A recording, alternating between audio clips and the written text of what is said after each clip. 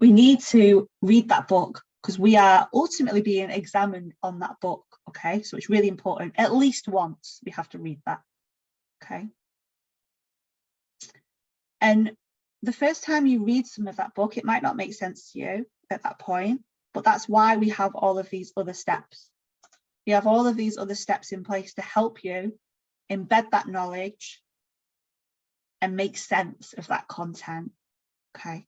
And I'm assuming here that you're not on one of our revision courses, because we do have a CII revision platform where we go through all of the content. So this is assuming that you're not on that.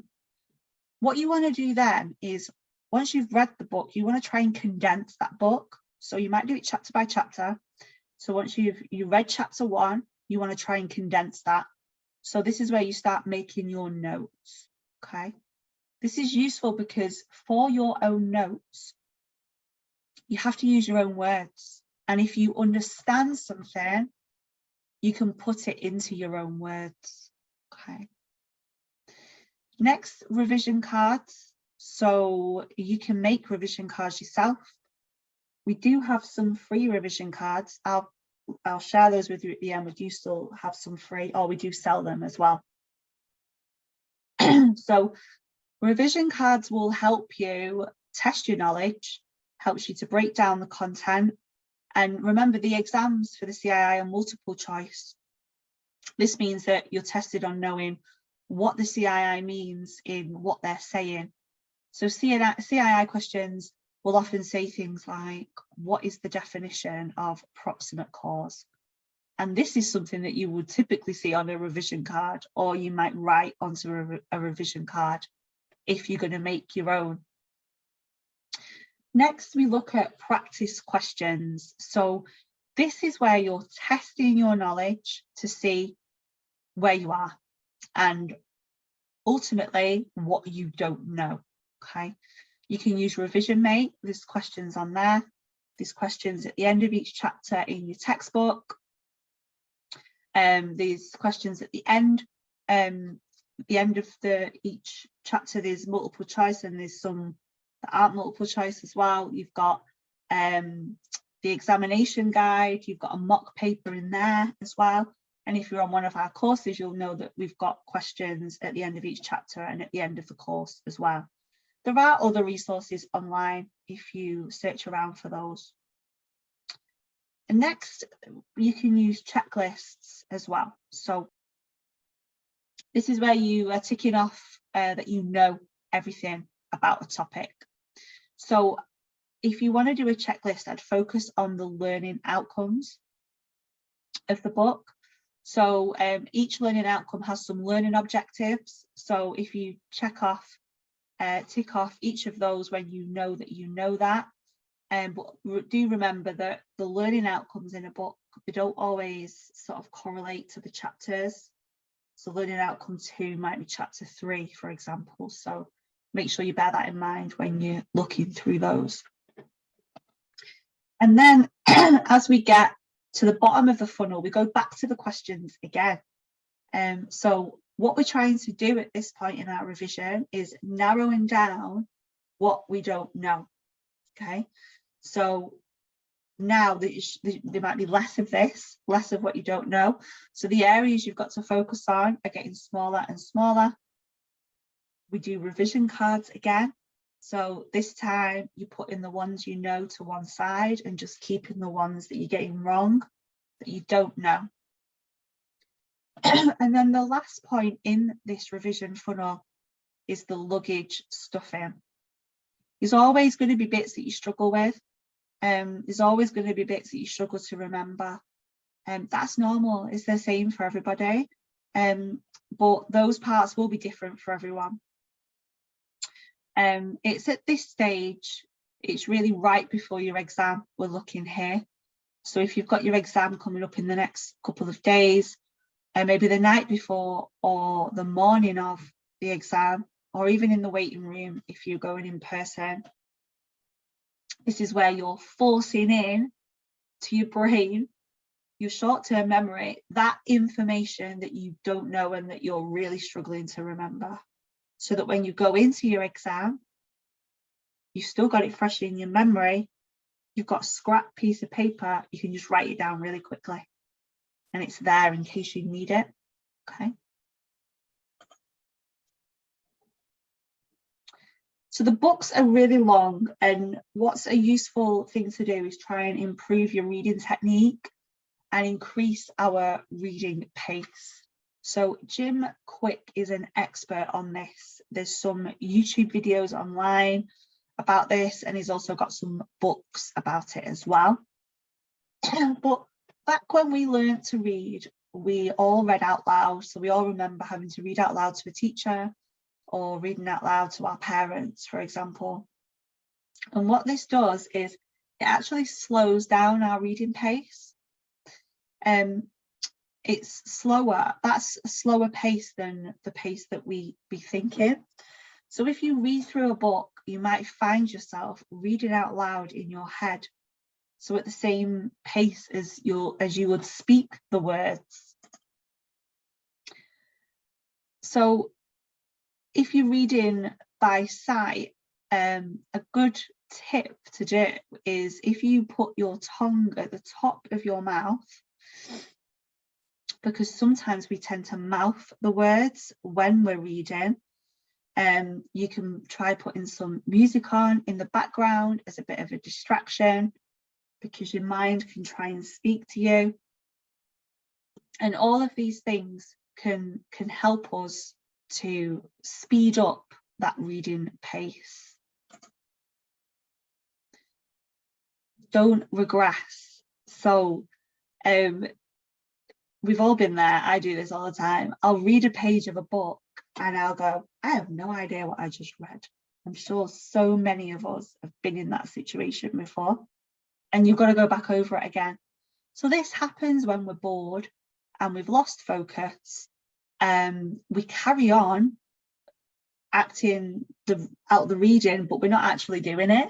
We think we're doing it, but we're not, because it's not going in. So we need to break this up, and it could be by taking a break. It could be, you could also get a highlighter and begin highlighting key terms or principles in the book, just to change it up a little bit so you're paying more attention.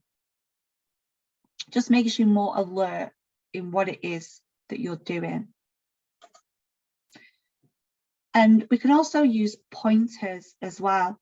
We're always told not to do that at school, you know, pointing against each word when we're reading. But it can speed your reading pace up. So reading with your finger can actually make you go faster. It is worth reading as well all the introductions in the book. It's a really common thing that we try and skip those because we think it doesn't matter, I just want to get to the meaty bits, the meaty stuff in the book. There's a lot of padding in the CII book. And once you know the content, by all means, you can skip that, that's fine. But if you're looking at it for the first time, please definitely read the introductions. It's typically the stuff in these introductions and in the padding that introduces topics, which will mean that the rest of the chapter makes more sense to you as you progress through the book. So the first time, don't skip those bits. Later on, yeah, you can definitely skip those if you already feel like you know the content. Finally, distractions. What are our main distractions? So who's got their phone in front of them? Who's had a ping? Instagram, Facebook, WhatsApp? Who's checked it? We don't cope very well with distractions. We can multitask. We're used to doing that, but there's a lot of research out there that tells us that we're not very good at it. So we're good at flipping between one task and another, but when it comes to doing them at the same time, we're a bit rubbish, okay? Don't try to revise while you're trying to do something else. You will be doing two things very badly instead of doing one thing really, really well. It just doesn't typically work. give yourself some time to sort of focus on this, on your revision. Put your phone in another room so you can't access it. There's nothing to distract you. We really want that distraction. Sometimes we don't want to be doing revision. We're just doing it because we know we have to. So if your phone pings, you're going to pick it up. You're going to welcome that distraction with open arms.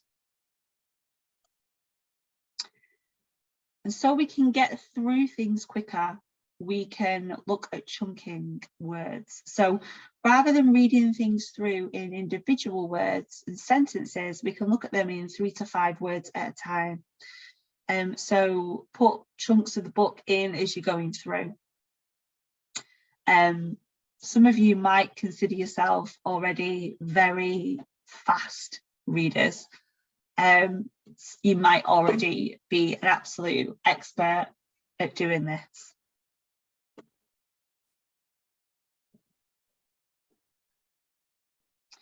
So there's 4 motivational drivers. So 4 things that really motivate us. So I've broken down each one of these and sort of related them all to CII exams, but they can really come in all aspects of your life. So the first one is drive to acquire. So this is us doing something because we're going to get something out of it. When we look at doing something, we always look for what is in it for us. So even when we do a good deed, we are doing it because we might want recognition, but it still makes us feel good when we do something good for somebody else. We still feel great as a result of it. So as humans, we need to get something back for us to feel like it's even worth it. So this here is our certification, isn't it? We're doing this so we get that professional qualification. It's a long-term goal. It is a long-term goal, and sometimes we need the short-term goals. So you might get recognition at work for passing an exam. People shout about it in the office. People give you that pat on the back. Your boss takes you out for lunch. You might even get a little bonus passing specific milestones. You might even be able to post it on LinkedIn and other people in your network will congratulate you, and that feels good. Yeah. We also, as humans as well, we get a lot of satisfaction from ticking off to-do lists. Feels great. And you've got a big to-do list and you get to tick things off. So that's another example of that drive to acquire. We've also got the drive to bond. And we've seen this being so important in a remote working world. There was a really long time where none of us were in the office together. And if you were studying, it could be quite a lonely thing to do. We need connections. We need connections with each other. And you feel more motivated if you're doing this, connected with other people. So we see sort of cohorts of apprentices and cohorts of graduates who are all going through their exams together, and they get that motivation from each other. But if you're doing that on your own and there's nobody else around you, it can be hard. So this is where this Facebook group came in. So we set up a Facebook CII study community, which I can share with you at the end, if you're not already there. And this was so that, you can share things in our group. When you pass an exam, you can share it. If you can't be bothered revising, you can put it in the group and everyone can go, no, come on, you can do it.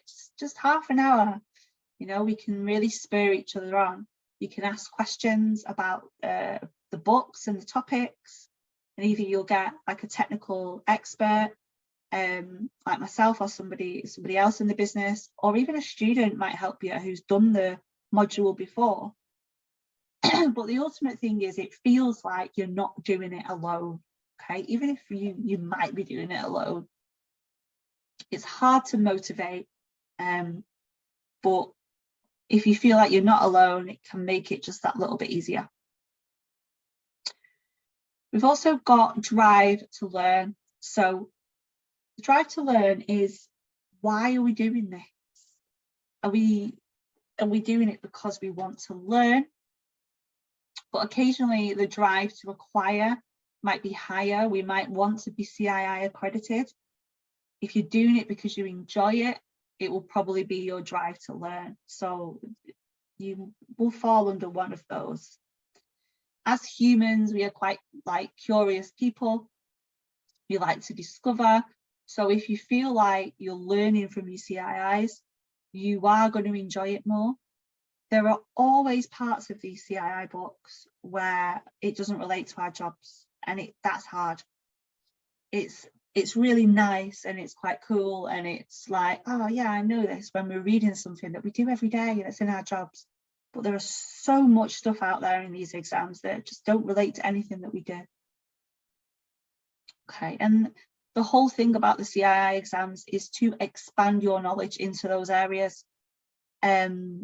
That commercial awareness of the insurance market.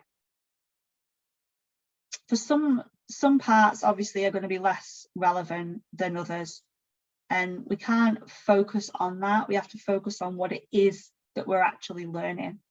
Use this as an opportunity. And also, people love talking about themselves.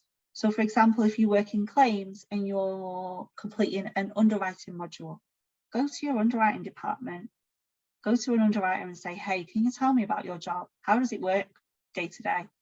They love it. They love people love talking about themselves and talking about their jobs and what they do. So then that gives you some real life examples as well. And then finally, we've got drive to defend. So this is doing things because we're worried if we don't do them, something bad will happen. Now, we're not aiming for this, but this is a driver. If I don't do my revision, I will fail. If I don't do my exam and everyone else does, I'm going to fall behind. Sometimes this can really spur you on, but we want to try and focus on the positives. Yeah.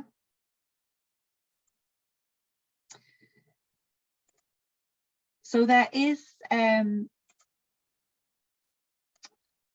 just like reply to Sam. Sam, I am recording this and I'll make it available to you, of course. So there is a technique that we can use to help focusing our minds. So it's sort of, how long can you focus on something, one thing at a time? We always think, I did the same thing. I'd be like, okay, I'm going to do my revision today and I'm going to do it all day. It's not achievable. There's no way that I'm going to sit at this desk and revise all day. It's not going to be good for me. And I'm not going to do it. Yeah. So this technique helps you doing it, but just a little bit at a time. Okay. The first thing that you're going to do is you're going to decide what task it is you're going to do. Okay. And you need to do this before the day that you're going to do it. So if you've got an hour and a half booked in for revision, say tomorrow, today, decide what it is that you're going to revise. Because what you tend to do is, if you leave it till the day, you've got an hour and a half revision time booked in, you'll spend half an hour of that figuring out what it is you're going to do. Right, should I look at this chapter? Oh no, but I remember about that bit. And just do it before, and then you can go in fresh and use all of that time. So your decision on the task could be, I'm going to read 2 chapters of my book today. I'm going to complete 2 assignment questions today. Picking that task is typically the biggest challenge, okay? So make sure you do that before. The second one is setting a timer, 25 minutes. So once you've got the task, you've got the time you're going to do it, set a timer for 25 minutes. 25 minutes with no distractions, no phones, absolutely nothing giving us an excuse. So it gives us room for focus. And then you're going to work on that task for those 25 minutes. You then, as soon as that 25 minutes is up and your alarm starts going off, you're going to stop. You'll take a 5-minute break, check your phone, get a drink, step away from your desk. And then you're going to come back again for another 25 minutes. And then we can do that 5 times. You can do it less than that, depending on what it is that you're doing. So 25 minutes is really the amount of time that we can focus without looking for a distraction. I don't know if anyone watches TED Talks, but TED Talks are never more than 20 minutes because they know that people can't concentrate for long periods of time. Okay.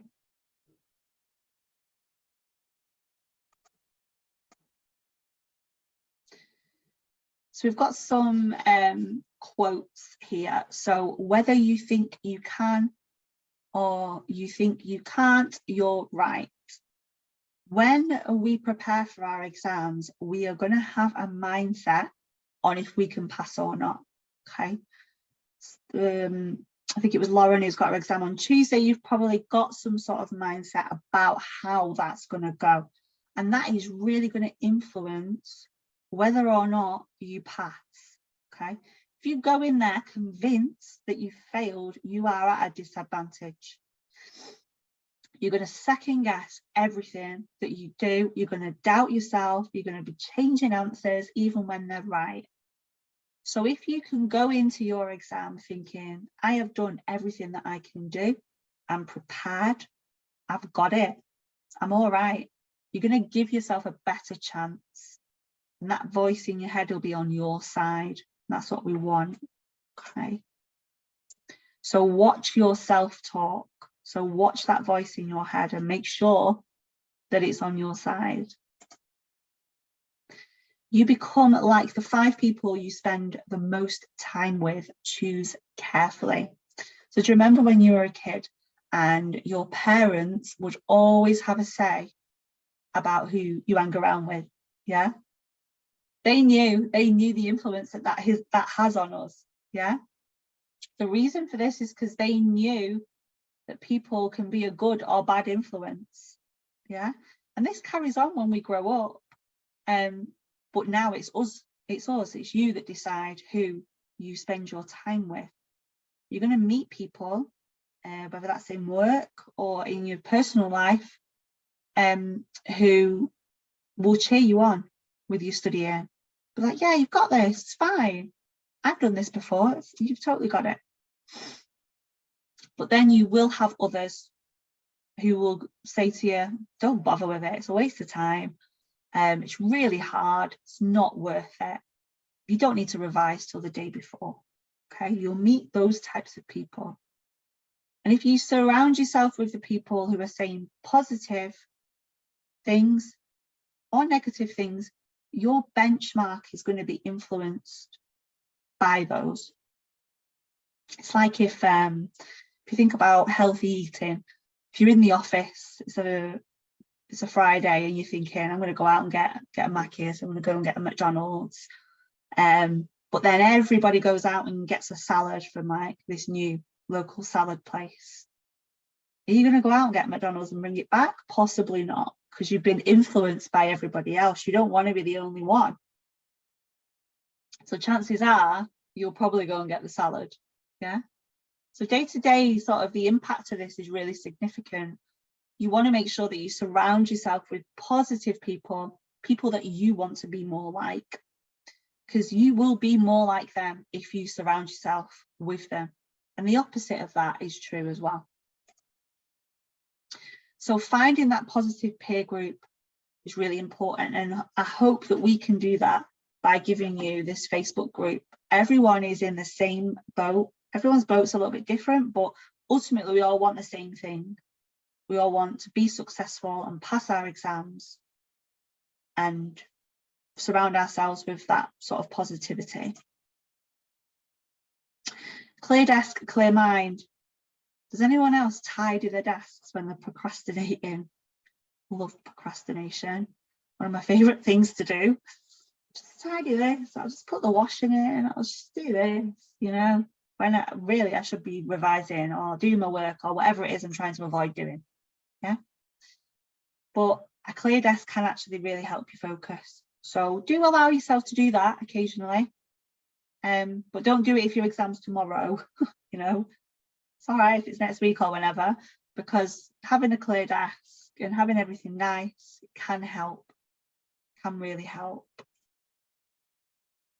So just create an environment that you can really focus in. Okay, I like to get out sometimes. I like a change of scenery, so I might go to a local coffee shop to work or study. I might use a library. What I like to do as well is I have a co-working space in Manchester. I live not far from Manchester, but because I'm a full-time home worker, sometimes it affects my productivity. But when I go to my co-working space, I'm surrounded by people who are all working. I've not got that at home. I've just got, you know, my husband's downstairs, my cat's wandering around. But I surround myself with all those people working, and it puts me in sort of a better position. So I'm like, yeah, I'm going to do my work now. Everyone else is doing it. This is great. And it's a change of scenery. If anyone is in Manchester, drop me a message and we can go for a coffee. I like to do that as well. So while I'm in these spaces, I can meet up with new connections, and that brings me a lot of satisfaction. Okay. Your future depends on your dreams, so go to sleep. We need sleep. But however, when we go to sleep, it does actually improve our memory.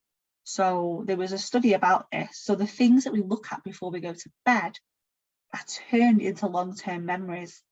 So it's really beneficial to revise at night. It's my worst nightmare because I go to sleep really early because I get up really early. But we all have different energies at different times of the day. So like people like myself, you might be really early risers. Some people are night owls. And then there's some who are sort of in the middle of that as well. And we can often feel very pressured to feel what everyone else is telling us what a good routine looks like. You see it on social media a lot. This is my morning routine and this will make you feel great. It's great for you, but maybe not for me, you know? It can also really depend on our age as well. So teenagers want and need more sleep than somebody like me does. So I did some training for some apprentices at Aon not so long ago. They were all between 18 and 20 years old. When they came in, they were tired, they were grumpy. But by the afternoon, I was getting tired and they were on one. They wanted to do everything. They were just bouncing off the walls. That's when their energy peaked, but it's when mine was really down. Yeah, so we're all different depending on our ages. And you'll find that through the duration of your life, it will change. So you might be a night owl now, but give it 20 years and you might be an early riser like me. So don't compare yourself to other people in respect of that. Just pay attention to when you work best. Don't book revision in for a Friday afternoon at 4 o'clock. Probably going to be really tired by then. However, if you're a teenager or this is your productive time, do it. Not everyone's the same. Yeah. I always am on doing my emails at 5 o'clock in the morning. People think I'm crazy. But are you going to get an email from me after 4 o'clock? Probably not. Yeah. I'm out by then. And then finally, a quote by a very wise person, which is myself. To relax. You deserve it. Don't feel guilty for taking a break. Don't feel guilty for doing something nice for yourself when you're revising and studying. You've got to give yourself some breaks and you've got to be kind to yourself as well. So go for a walk, go get your hair done, get your nails done, whatever it is that ticks your boxes. Just gives you a chance to stop. Just plan a little bit of time in for yourself. Okay. I just want to share with you a memory technique. And this really allows us to remember multiple different things So the concept here is that you're planning out how you're going to walk into a room, okay? And you'll see lots of different things in the room. So I want you to really imagine this in your mind right now, okay? So you're coming into my kitchen, okay? So I want you to visualize it. You're coming into my kitchen, you walk through the door, and when you walk through the door, I've got a sink, I've got a table as well, and I've got a seating area with a TV on the wall. And as we walk around, you want to visualize it and visualize the things that I'm telling you about this room, okay? So when you walk through that door, the door's got a post box, and all my bills are posted through this door. So this is associated with money. And then we've got that sink as well when you walk through the door, and the water coming out of the sink and in the sink is very clear and it's very pure, okay? And then the table that I mentioned, this is set up very organized. I'm a very organized, meticulous person. I'm not, this is not true. But I'm very particular about my table. I like it set up in a very neat way, very particular. And in my seating area, somebody is sat there because they've broken their foot. Pick somebody that you know and place them on that seating area. They're sat there because they've broken their foot. And then the TV on the wall is a program on, it's question time. The general public are all in the audience. Okay. So why these things? So what we're trying to do is we're trying to remember a list of things, okay? And this list of things that I've just gone through there are the categories of risks, the different types of risks, the things that are insurable, okay? This is relevant in a lot of exams. All of these things in the walk around relate, okay? So let's go back again at the same scenario. So the door, okay? Risks have to be financial. So what was going on in the door? Does anyone remember what happened with the door, what I mentioned about that? What was being posted through the door? If you pop it in the chat. Thanks, Lauren. Bills through the door, financial risks, okay? And then when we walk through the door, we've got a sink.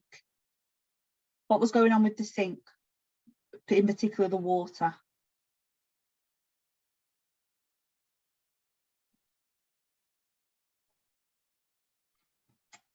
So then remember how I described the water.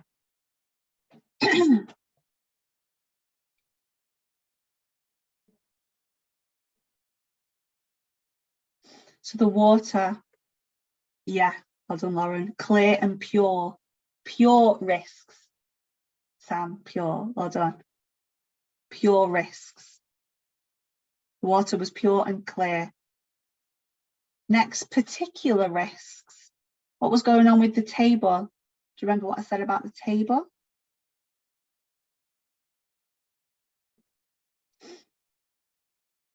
So the table layout was very organized in a neat way. Yeah, very particular. And then we've got fortuitous risks. So everything has to be accidental and unfortunate. So what was happening on the sofa? Do you remember who was sat on your sofa? Yeah, someone was on there with a broken foot. It has to be an accident, a fortuitous risk. And then finally, what was happening on the TV? The last thing. The last insurable risk. Question time. Excellent, Lauren. So question time was on the TV with the public. Public were in the audience. So not against public policy. Now I have really stretched to get that. But all that's happened is, you know, you can use this to try and remember a list of things. You can think about a room in your house, a room at work, a room anywhere, and try and link all the things in a list to that walk around. And it just gives you an easier way to try and remember things. But I have really tried with that one and stretched it.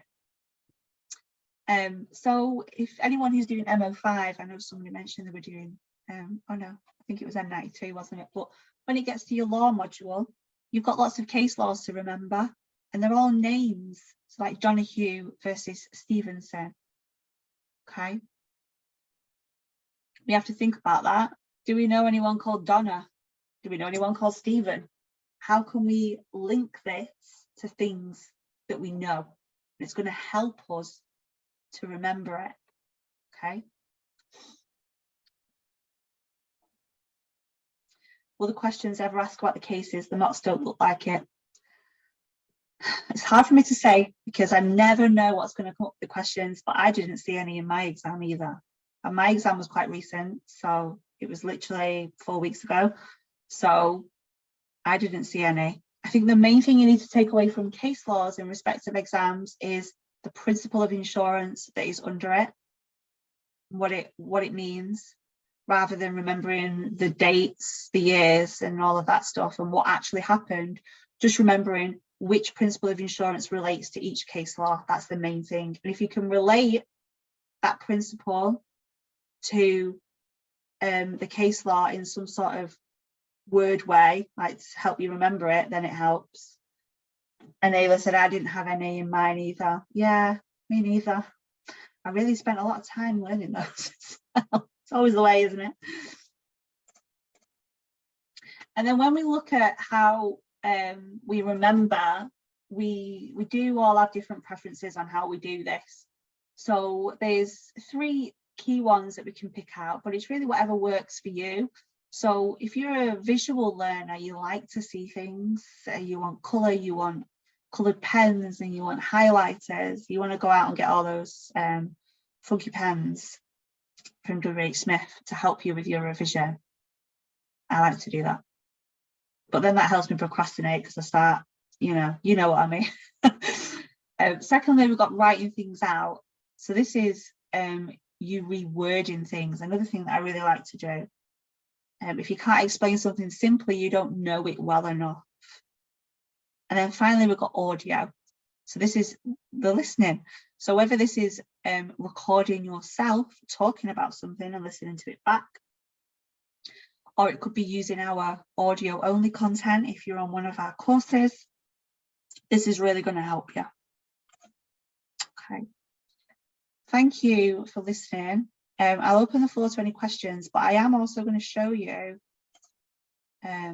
those revision cards. Bear with me. Please put any questions in the chat that you might want to ask.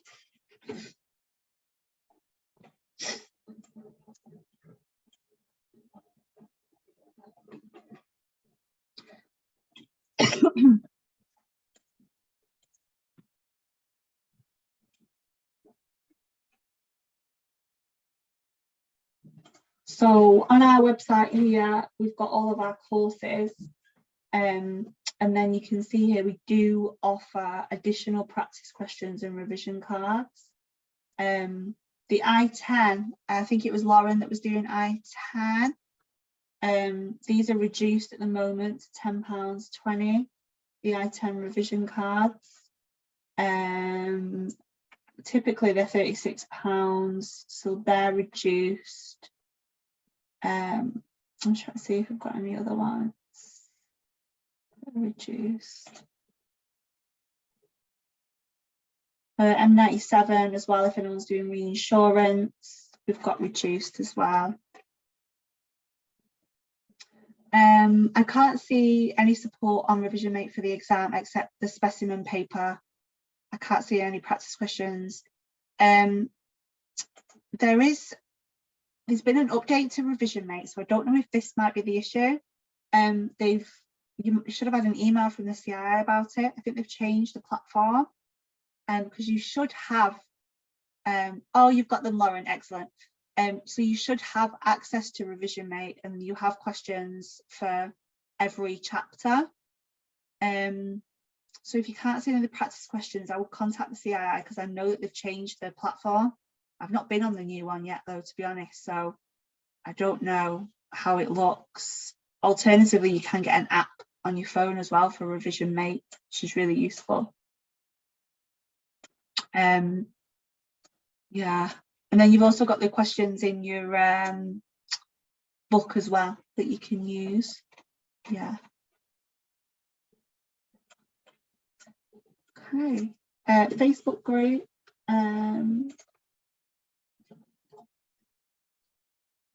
Facebook CII support group power development.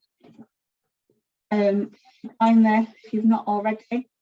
Like I said, this is what it's called on Facebook. We do Facebook Lives every week, so you can submit your questions to me, Empower Emma, and I'll answer those on the live. I remember when cert exams were very similar to the mocks. Has anyone found this with any of the diplomas? With the diploma exam, I found that my exam was very similar to the mocks, actually, if not a little bit easier. But again, it's different for everyone because the questions are changed every time. It was quite similar to the mocks. The wording was a little bit different. The wording was a little bit simpler, I thought, personally.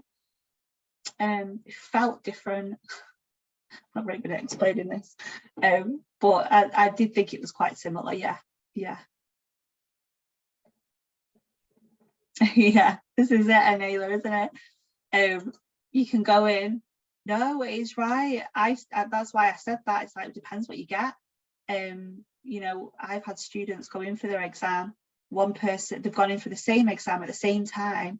One's come out and gone, that was totally different to anything I've ever seen before.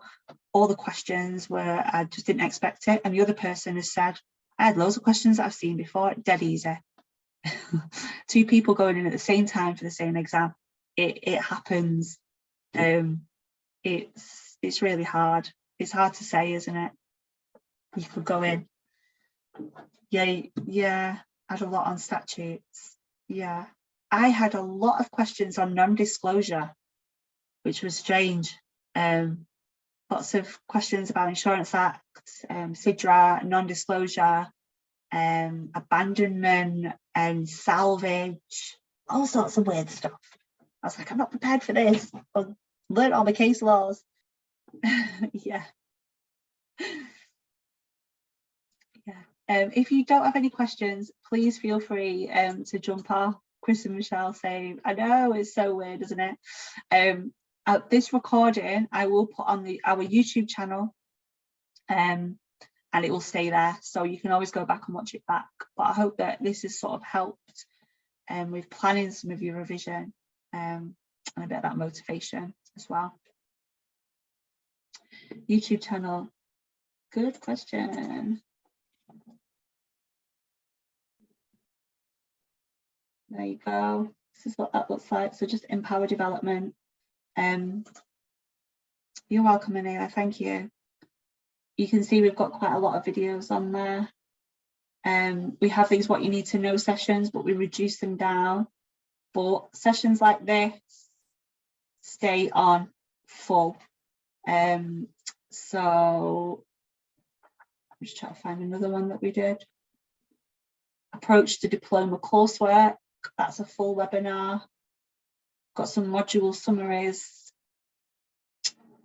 Preparing for multiple choice exams. That's a full session as well.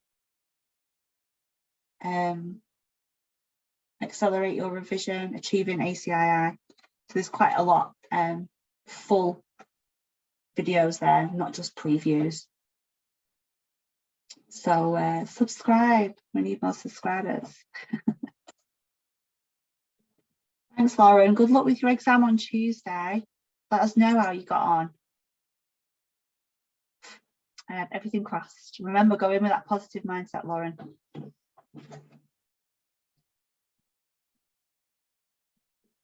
Yeah, please do. If you don't have any questions, please feel free to drop off, but I will just stay behind in case anyone does have anything.